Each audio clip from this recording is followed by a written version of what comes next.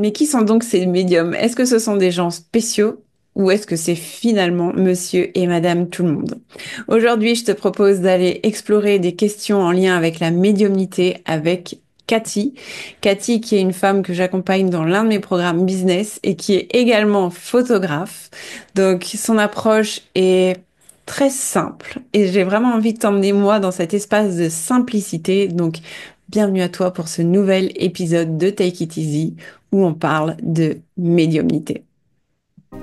Take It Easy, c'est une invitation à réapprendre à écouter. Arrêter d'être envahi par le bruit du monde pour se connecter au chant de l'âme, là où est logée la paix. Ouvrir la porte des souvenirs et des connaissances inscrits dans notre essence. Take It Easy, je l'ai créé comme un espace d'exploration dans lequel tu trouveras peut-être des résonances, des informations qui éveillent quelque chose en toi et qui te donnent envie d'aller explorer encore plus loin. Et peut-être que tu entendras aussi des choses qui ne résonnent pas. Je t'invite simplement à accueillir les messages que ton âme a besoin de recevoir et de laisser aller le reste. Bon épisode à toi. Cathy, merci beaucoup d'être avec moi aujourd'hui. Aujourd'hui, on va parler de médiumnité. Je te connais parce que tu es dans un de mes programmes business. Oui. Et pour ceux qui sont sur YouTube, ils peuvent voir que sur ta vidéo, c'est écrit Cathy Marion Photo parce que à la base, tu es photographe. Oui. Alors, ça va être intéressant que tu nous parles de médiumnité aujourd'hui. J'aimerais que tu te présentes rapidement et simplement que tu nous partages comment tu en es arrivé à la médiumnité. Ok, alors moi c'est Cathy, j'ai 36 ans et je vis en Bretagne Sud. Donc je suis photographe depuis 2011, ça commence à faire un petit moment. Et j'ai toujours eu un petit côté à part, un peu pas perché, mais un petit peu différente, où j'avais l'impression de capter des choses, mais jamais vraiment euh, très, très définies. Et à la naissance de ma fille en 2018, euh, j'ai eu des ressentis qui sont arrivés. Pardon. Par exemple, c'était un bébé qui était assez agité. Donc, dès que je posais mes mains sur elle, bah, pour la calmer comme ferait toute maman, elle se calmait aussitôt. Je sentais que ça chauffait dans mes mains. Je sentais qu'il y avait quelque chose qui se passait. Mais j'allais pas chercher plus loin, pour moi en tout cas. Et en fait, comme elle avait des difficultés de sommeil, on a commencé à s'intéresser au côté un petit peu plus invisible. Et c'est là où je suis rentrée eh bien, dans tout l'univers de la médiumnité, tout ce qui était lié à la géobiologie aussi par rapport à la maison, parce qu'on avait compris que c'était aussi dû à la maison. Et en fait, en me renseignant de fil en aiguille, ben, je me suis rendu compte que je savais déjà tout ça. Et j'avais l'impression que les savoirs revenaient et que c'était même pas quelque chose que j'apprenais. C'était des savoirs qui m'étaient rendus en fait au fur et à mesure. Je rencontrais du monde, on me disait, mais en fait, toi, t'es médium, tu fais passer les âmes. Ah bon? D'accord. Donc, j'ai beaucoup lu, je me suis beaucoup renseignée, et puis après, bah, j'ai beaucoup pratiqué. Je m'asseyais, je regardais, je dis, ah oui, mais en fait, je vois telle personne dans la maison, je capte ça, ça, ça, ça, ça. Et puis, en fait, de fil en aiguille, je me suis rendu compte que j'entendais, que j'arrivais à capter les personnes qui étaient décédées. Et puis aussi, bah, tout ce qui est derrière, comme j'appelle, derrière le voile, en fait, il y a ce qui se passe ici sur Terre, ce dont on a conscience. Et puis, bah, dès on passe, entre guillemets, la porte, bah, je capte tout cet espace-là. Voilà. Donc, depuis, ça s'est fluidifié et maintenant, ça fait partie de ma vie, ça fait partie du quotidien. Et, et j'ai trouvé un équilibre là-dedans aussi parce que je trouve que ça apporte à, à la vie quotidienne plus de simplicité. C'est des Mm. choses qui s'expliquent plus facilement, enfin, pour ma part en tout cas. Ouais, c'est intéressant parce que je te rejoins vraiment sur cette impression.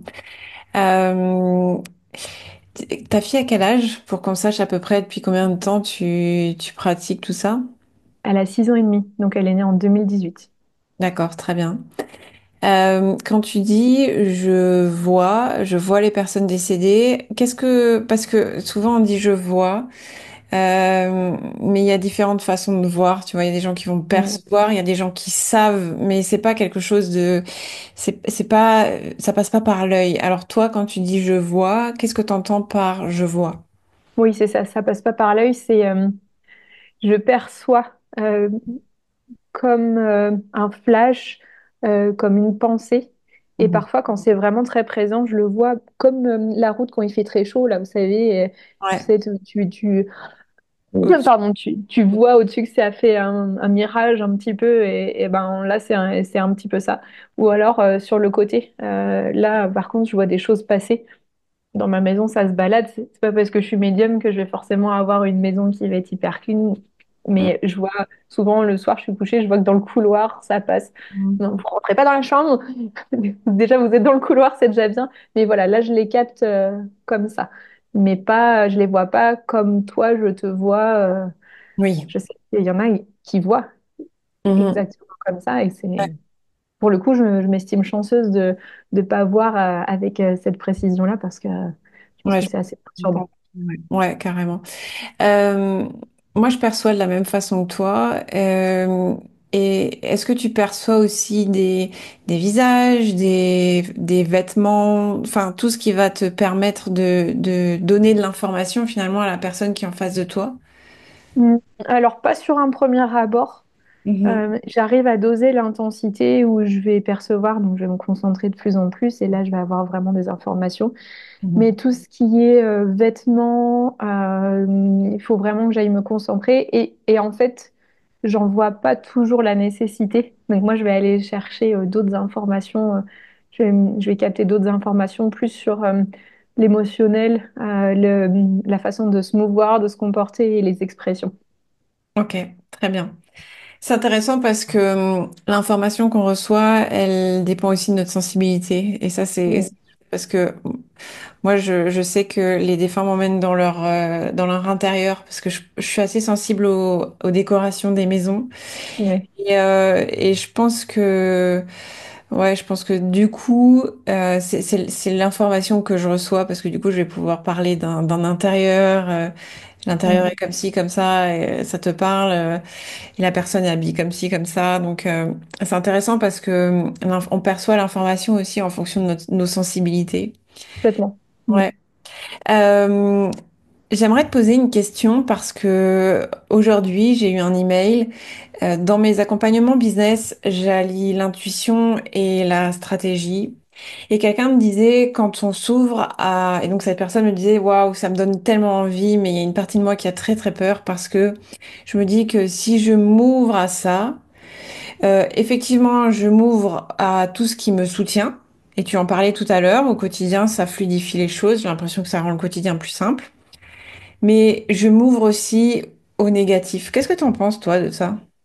Ouais, je pense qu'en fait, c'est une question de limite. Si, je vais le comparer à la rue, par exemple. Tu vas te dire, je vais m'ouvrir aux gens qui sont dans la rue. Forcément, quand tu vas parler des gens dans la rue, si tu dis je parle à n'importe qui et je m'ouvre à n'importe quoi, bah, tu vas t'ouvrir à des gens qui vont être super et à qui tu vas avoir des super échanges.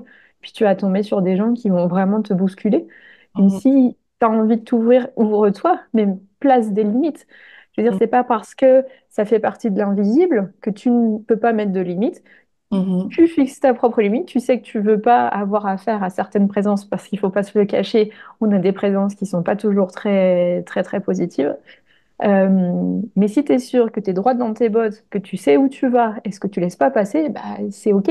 Alors peut-être que des fois, il y a des choses qui vont venir te challenger, mais ça veut pas dire que si tu t'ouvres, tu as les objets qui vont venir bouger chez toi, que tu vas avoir affaire à l'exorciste. Enfin, mhm. c'est c'est à chacun de mettre ses propres limites. Tu disais que il y avait des énergies qui n'étaient pas forcément positives. Tu parlais aussi tout à l'heure des lieux. Donc ça, c'est intéressant parce que tu parlais des énergies qu'il y avait dans ta maison et qui gênaient le sommeil de ta fille. Comment est-ce qu'on sait que dans une maison, on a des énergies qui sont pas forcément aidantes pour nous au quotidien? Alors, pour les personnes, pour les moldus, on va dire, euh, tu vas pas te sentir forcément très à l'aise quand tu vas rentrer chez toi.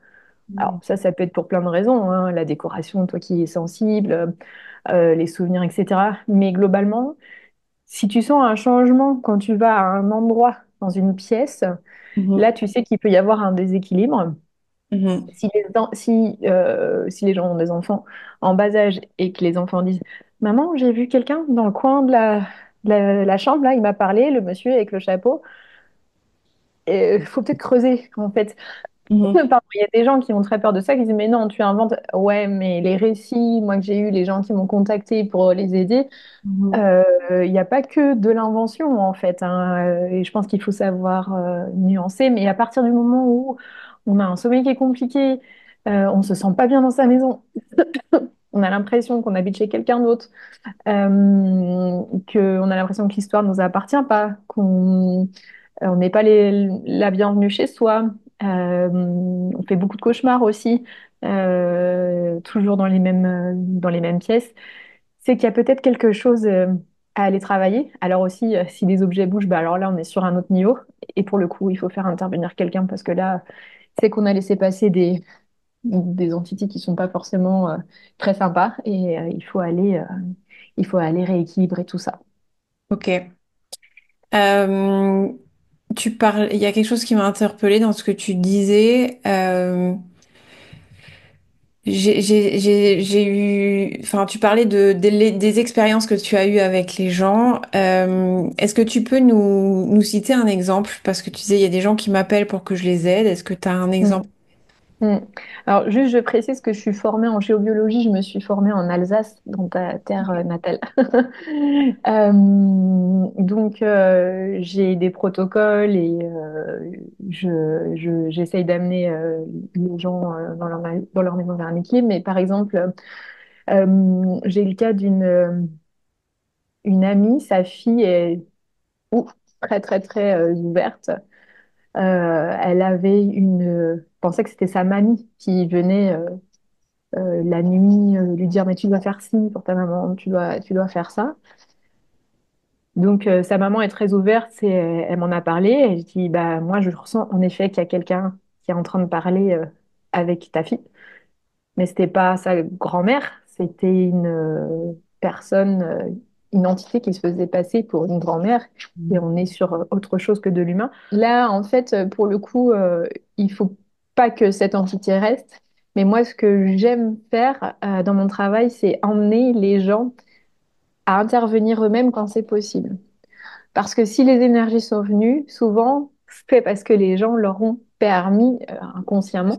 Oui. Donc là, pour le cas de la petite, vu qu'elle est très très connectée et qu'elle voit énormément de choses et qu'elle les voit pour le coup comme je te vois, euh, il a fallu la diriger et lui dire comment faire, qu'elle dise stop et que ça s'en aille en fait. Donc moi, mon rôle, c'est de vérifier ce qu'elle a capté et puis de l'orienter vers sa propre méthode pour qu'après, elle puisse être autonome. Mhm. Donc Et on sait que cet espace est nettoyé quand on s'y sent bien finalement. oui, dans la maison, ouais, quand on se sent mieux, quand on se sent chez soi.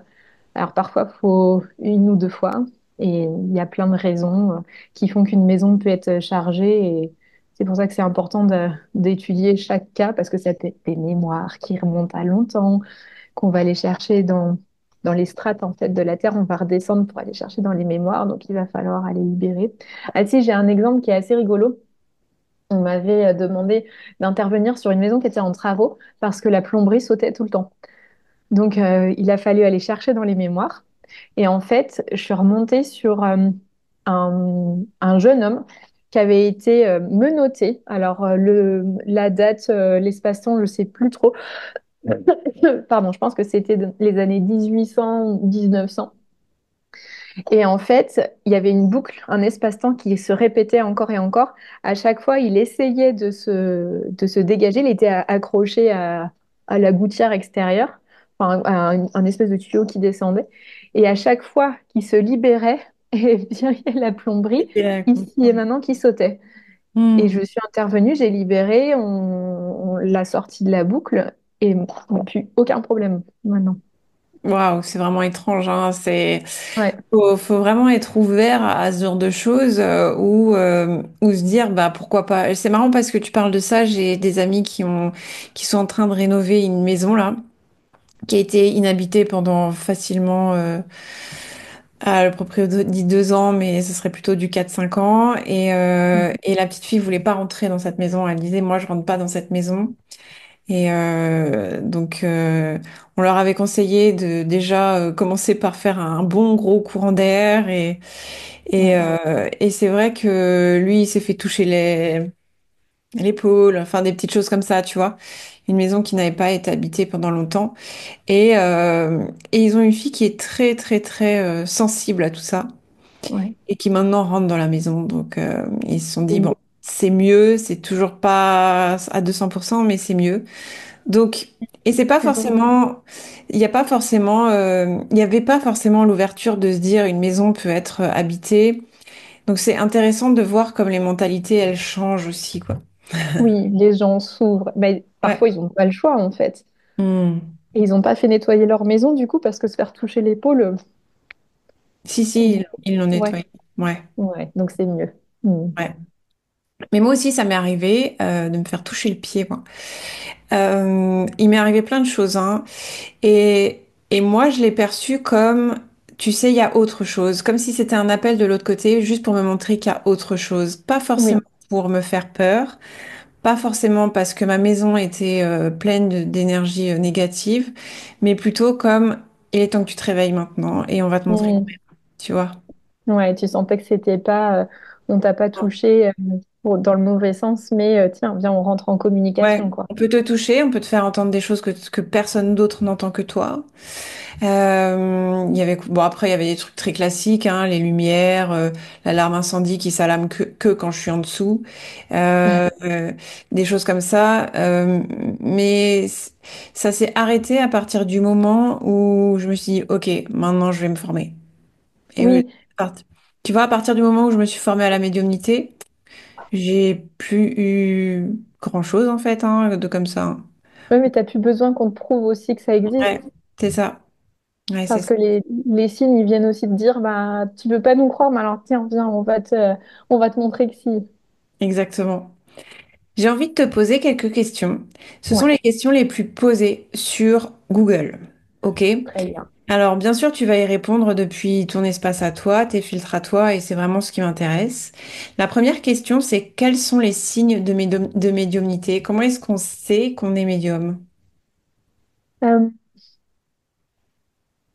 pour moi, je pense c'est quand tu commences à avoir des informations, enfin à recevoir des informations que personne ne t'a dit, euh, réussir à ressentir des choses que la parole ou le texte n'a pas encore exprimées,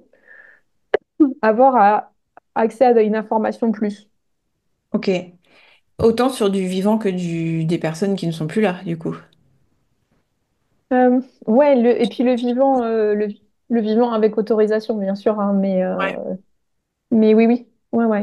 À OK. partir du moment où tu passes la conscience, enfin, comment exprimer ça, que tu arrives à capter de l'autre côté du voile. J'ai, j'ai, on a la Terre, nous ici, notre société, et puis de l'autre côté, imagine qu'il y a un voile, et là, il y a d'autres mondes, il y a d'autres Mhm. dimensions. Et ben, capter de l'autre côté, pour moi, c'est avoir accès à la médiumnité. OK, très bien. La deuxième question, c'est comment fonctionne la médiumnité? Comment ça fonctionne pour toi? Euh, Pardon, c'est un petit peu vague. Euh, Désolée, l'ivresse de grippe. Euh, Au quotidien, tu veux dire, si on doit préciser la question. Bah là, tu vois, ce que Google dit, c'est la médiumnité repose sur la croyance que les esprits continuent d'exister après la mort Ah physique. oui, Moi, quand j'entends cette question, comment fonctionne la médiumnité, c'est plutôt euh, comment est-ce que ça se fait que je peux percevoir de l'info? oui, Comment ça se fait que je reçois de oui. l'information? Comment est-ce que c'est possible? Mhm. Je pense qu'on est tous capables de ça, qu'on a tous cette capacité-là. Maintenant, techniquement, j'aimerais bien pouvoir l'expliquer.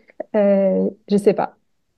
Je sais pas, je sais juste que il n'y a pas d'élite, que certains sont plus fluides que d'autres et d'autres ont besoin d'un peu plus travailler. Mais pour moi, l'être humain a cette capacité-là, tout le monde. Et j'espère que dans 200 ans, on pourra l'expliquer. Parce que là, pour l'instant, je sais pas. Moi, je pense que ça s'expliquera bien avant.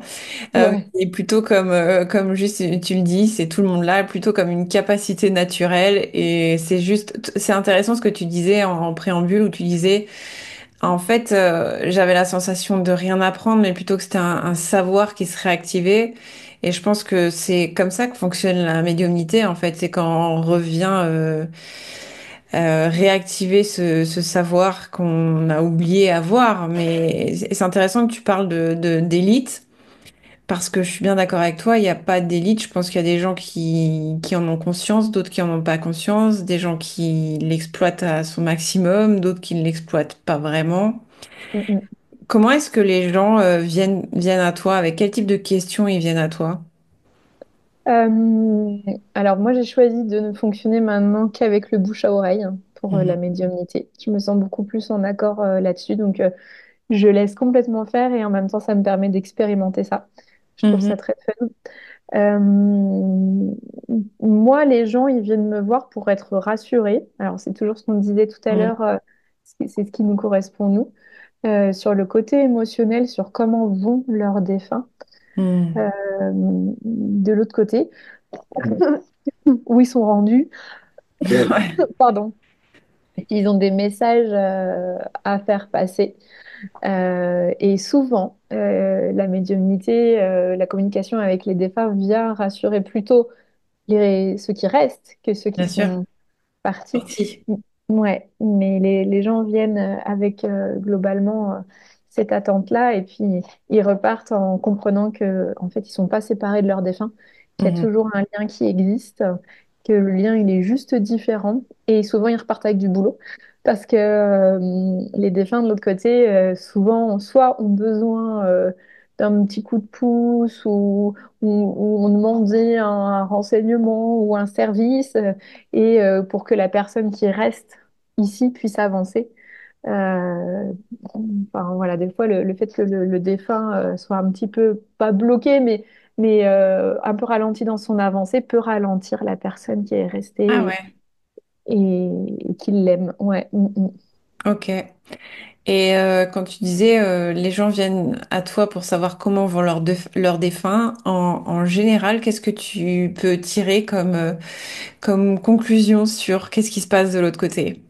Mm. Comment on est de l'autre côté? Comment on se sent de l'autre côté? Alors, ça dépend vraiment des personnes et ça dépend Mm. vraiment du cas. Si je le fais de manière chronologique, au moment où on décède, c'est vraiment rien du tout. Mm. Euh, Chaque défunt me rapporte que le décès, c'est du pipi de chat. C'est Mm. l'avant qui est difficile et c'est l'après. Et ensuite, ça dépend de beaucoup des croyances des gens, ce à quoi ils sont restés attachés et ce à quoi enfin, les gens qui sont restés sont aussi attachés. Il y en a qui n'ont pas conscience qu'ils sont décédés. Donc, dans ce cas-là, ils vont rester dans un espace-temps, Mhm. bah, on Immédiat. appelle ça les limbes. Ouais, Mm. les limbes, un peu, c'est pas très joyeux. Donc cela, bah, l'idée, c'est soit de les aider à prendre conscience qu'ils sont décédés, mais il faut y aller doucement parce que bah, vas-y, le choc que tu apprends quand t'es mort. Ah bon. Et après, ils se font aider par les êtres de lumière, mais des fois, ils n'ont pas envie d'avancer. Donc il y a ça. Et puis après, moi, je le vois comme il y a différentes strates, il y a différentes bulles. En fait, j'ai pas une vision tout à fait claire, Mm. mais en gros, c'est comme si que chaque défunt était dans un espace-temps qui lui était propre sur le travail qu'il devait accomplir, parce qu'une fois qu'on est décédé, c'est pas fini. En fait, on a encore un travail de l'âme à faire. Et il y en a qui vont être là. Alors, par exemple, l'autre fois, c'était un papa qui était dans son jardin de sa maison. Il était en train de faire son jardin parce que c'est ce qui lui plaisait. Et il y avait sa femme qui est décédée 2 ans après lui, qui était assise sur sa chaise, qui parlait pas. Mais lui, Mm. il était dans cet espace-là. Et je savais que ça allait durer encore un peu plus, enfin, quelques temps, mais que il n'allait pas rester là ad vitam aeternam. Ça évoluerait au bout d'un moment. Il y a des espaces où aussi comme des sas où ceux qui ont beaucoup souffert vont être soignés Mhm. Mhm. par une médecine qui existe de l'autre côté et je ne saurais pas vous expliquer. Mhm. Et puis voilà, et puis après ça évolue, ça grimpe, et puis il y a plein, plein, plein d'espaces, et il y a des espaces où les défunts peuvent nous voir hyper facilement, ça c'est quand ils sont vraiment restés. Et l'idéal, c'est pas non plus de rester, même s'ils se sentent plutôt bien, parce que la vie c'est le mouvement, donc l'idée c'est toujours d'avancer. Et puis il y en a qui nous voient comme à travers un écran télé. En fait, ils peuvent percevoir alors, les gens qui sont restés, mais juste de temps en temps. Et Distance. puis, Mhm. comme un écran cathodique, c'est assez flou. Mhm. Et voilà. Enfin, il n'y a pas de. il y a- c'est pas linéaire. En fait, il y a vraiment plusieurs espaces, quoi. Et selon l'histoire de chacun. C'est intéressant que tu parles des croyances selon les croyances de chacun et selon les croyances de ceux qui partent et de ceux qui restent. Parce que c'est ce qui ressort même des expériences de mort imminente où les gens se retrouvent au paradis s'ils sont chrétiens. Enfin, il y a vraiment quelque chose de l'ordre de mes croyances en fait vont aussi déterminer ce que je perçois de l'autre côté. C'est un petit peu comme un filtre, comme Oui, la pensée est créatrice, mais de l'autre côté, la pensée est créatrice puissance oui. 10. Mhm. Oui, oui, parce que en fait, chaque personne va se recréer ce dont à quoi il croyait. Et, Mhm. euh, et c'est exactement ça. En fait, je pense que les espaces où on se retrouve, ce sont des espaces que l'on crée une fois qu'on est décédé. J'avais un petit monsieur comme ça. Il était vraiment dans les limbes, mais genre, mais oui, mais je l'ai mérité. J'ai fait des choses qui étaient pas bonnes. Puisqu'on lui a toujours dit que s'il il péchait, il allait se retrouver dans les limbes. Pour lui, c'était complètement OK. Normal. Ah Donc, ouais. il a fallu que la personne qui m'avait demandé la communication lui explique. Et en fait, là, c'est comme si j'ouvrais un micro, il a entendu, il a fait «Ah ouais!» et, et il est sorti de cet état-là, mais il croyait, sa croyance. La religion lui avait dit «Bah, t'as volé, t'as péché, enfin, t'as fait tout qui était pas bien». Ouais. Il le savait depuis qu'il était jeune que il allait se retrouver dans les limbes. Donc, c'était acquis. Ouais, enfin, il y a mieux quand même. Ouais, c'est clair. Mm. Ok. La troisième question, c'est comment s'ouvrir à la médiumnité. Donc toi, tu nous as partagé ton expérience de vie. Qu'est-ce que tu dirais à quelqu'un qui a envie d'aller explorer ces capacités-là? Guérir ses traumas. Hmm. Euh, il faut y aller avec le cœur parce que si on y va avec l'ego et la volonté de savoir faire quelque chose, on va se heurter, euh, la personne va se heurter à une limite, elle va vouloir essayer, essayer et ça va pas passer. Que quand on vient guérir les traumas des vies passées, de l'intergénérationnel, de cette vie-là, bon, on est d'accord, c'est le travail de toute une vie, Mhm. et même plus. On va ouvrir des capacités. C'est comme si qu'on enlevait des couches d'oignons noirs Mhm. là, de boue qui nous empêchent. Et ça y est, ça s'éclaircit et avec plus de sagesse. Je pense que tout est juste en plus. Donc, Donc c'est revenir à soi finalement. à soi sous les couches de trauma, ouais. Mhm. Ok. Quels sont les pouvoirs d'un médium? Donc ça, tu le disais, c'est le pouvoir d'entrer en contact avec ce que toi tu dis l'autre côté du voile. Il Comment savoir si j'ai un don de médium? faut tester.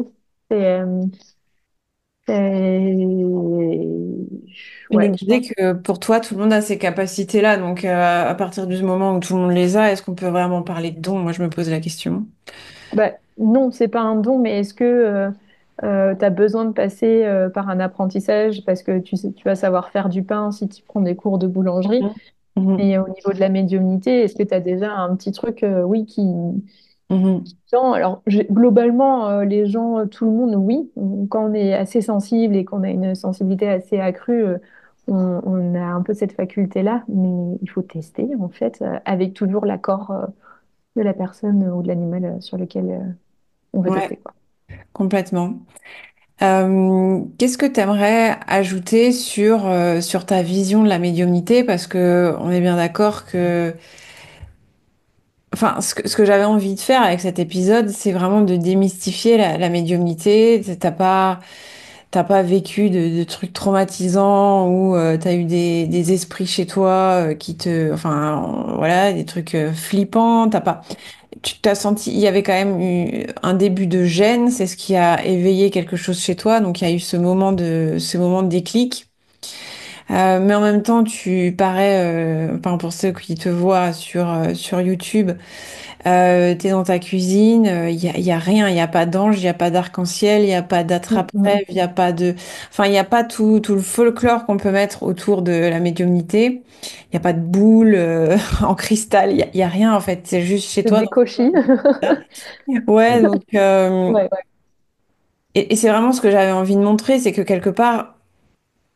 Un médium, il n'y a pas besoin de tout un attirail pour être médium. C'est vraiment une personne, une simple personne, même une personne euh, classique finalement, Mm.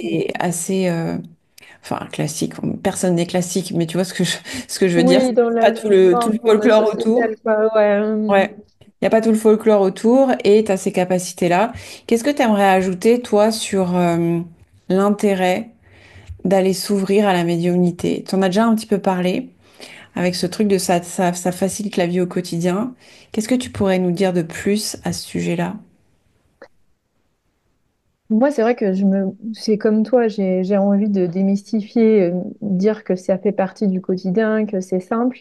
Quand je vois le soulagement qu'ont mes consultantes et mes consultants après une consultation, me dire je me sens bien, ah, je me sens allégée, j'ai un peu plus confiance, je peux avancer. Euh, de voir le bonheur qu'ils ont d'avoir retrouvé une partie des personnes disparues, je me dis ça peut tellement alléger la vie. La vie, elle est tellement pleine de challenges que pour moi, la médiumnité, ça vient amener un peu de douceur dans cette complexité-là et notamment dans la séparation avec la mort où c'est quand même quelque chose qui est compliqué à gérer et je sais que ça peut aider certains à avancer dans leur deuil. Donc, ouais, si ça peut amener un peu de douceur et de légèreté. Et puis, j'ai l'impression que c'est tellement naturel, ça fait partie du cycle de la vie que ben voilà, que de communiquer avec tout ça. Je me dis, mais pourquoi en fait se fermer à quelque chose d'aussi simple? Tu peux dire que c'est comme si moi je te disais un chat est un chat, bah voilà, je communique avec tes défunts, tu peux communiquer avec tes défunts parce que juste c'est comme ça. Et, et se fermer complètement, bah, c'est comme si on se fermait à une partie de la vie. Donc ouais, alors, je sais pas si ça répond à la question, Ouais, mais non, mais c'est intéressant d'avoir ta vision des choses. J'ai un peu la sensation de... C'est comme si tu aimais quelqu'un, mais que tout à coup, tu te disais, ben, je vais plus lui parler. ouais, Il trop s'est violent. éloigné, je vais plus lui parler. Il a déménagé, je vais plus lui parler. Mm, mm, mm. Alors que, on peut toujours décrocher le téléphone et le contacter. Et c'est un petit peu ce que permet la médiumnité. Ouais, ouais, ouais, de la douceur. Pour moi, ça amène de la douceur, en fait, dans le quotidien. Plus de Ok. facilité, des outils en plus, ouais. Mm, mm. J'adore ça, l'idée que effectivement c'est un outil pour amener de la paix, de la douceur, de la personne n'est peut-être plus là sur ce plan physique, mais il y a quelque chose qui perdure et on peut être toujours en contact avec ce qui perdure et Mm, mm, ça amène de la paix. Et ça, mm. merci de le préciser. Avec plaisir. Cathy, comment est-ce qu'on fait? Parce que peut-être qu'il y a des gens qui nous écoutent, qui ont envie en fait de contacter un de leurs chers disparus. Et Mm, comment est-ce qu'ils pourraient te contacter pour, euh, pour passer par toi pour faire ce contact? oui. Alors, soit ils me contactent par mail, donc Mhm. tu mettras les informations. Ouais. Il y a toujours moyen de me contacter sur mon compte Instagram de photographe, même Mhm. si j'en fais plus du tout la promo. Je réponds aussi au bouche à oreille comme ça sur Instagram, donc on trouve en tant que photographe et pas en tant que médium. J'ai un groupe sur Facebook aussi Ok, que tu nous mettras c'est le lien. Mhm. ouais, ouais, ouais. C'est tout doux, je le fais vraiment en spontané, mais je partage mes réflexions autour de l'invisible et de la médiumnité. Et de temps en temps, je programme des sorties. Donc là, on va en faire une en Brocéliande dans pas très longtemps. Super. Là, Est-ce que tu peux nous parler du type de sortie que tu programmes? Alors, c'est surtout pour pouvoir s'entraîner sur les ressentis et les ressentis qui sont liés à la Terre. Donc, aller chercher les énergies et puis aller chercher les entités positives qui vont venir amener des messages. C'est d'avoir une expérience un petit peu proche de l'invisible dans un lieu où ça vibre assez fort. Et puis, comme je suis à 1 heure de Brocéliande, ça va, c'est pas très loin. Ok, très bien, super. Et ça, ce sont des choses dont les infos sont dans ton groupe Facebook. Ouais, ouais, ouais. Ok, mais j'ai hâte de partager ce groupe pour que toutes les personnes que ça intéresse puissent avoir accès aux informations. Avec Je plaisir. te remercie. Moi, ce que je retiens vraiment, c'est ce côté, ça fait du bien. Et en fait, tout ce que tu nous partages, il y a vraiment cette notion de, c'est rassurant. T'as une énergie très rassurante sur ce contact avec les défunts et même sur le nettoyage des lieux. Parce que c'est vrai que ça peut faire un peu flipper de se dire quoi, nettoyer les lieux, mais Ouais. t'arrives avec beaucoup de calme et presque du détachement, de dire bon bah c'est comme si tu demandais à quelqu'un de partir et puis voilà. Mm. Donc un grand merci et Merci je à toi. souhaite à toute personne qui nous écoute de s'ouvrir à ce canal qu'est la médiumnité pour se rappeler aussi que on n'est pas juste cet être humain qui a cette vie-ci et qu'il y a quelque chose qui perdure aussi. Et ça, ça amène aussi beaucoup de paix dans notre quotidien à nous. Oui, oui, ouais, ouais, c'est vrai, complètement. Mais t'en as fait un bon résumé. Merci en tout cas pour ton Mhm. interview, ton invitation. C'était chouette. Ouais, carrément. Merci à toi et merci à toi qui nous a écoutés. Et je te dis à très très vite pour un nouvel épisode de podcast. À bientôt.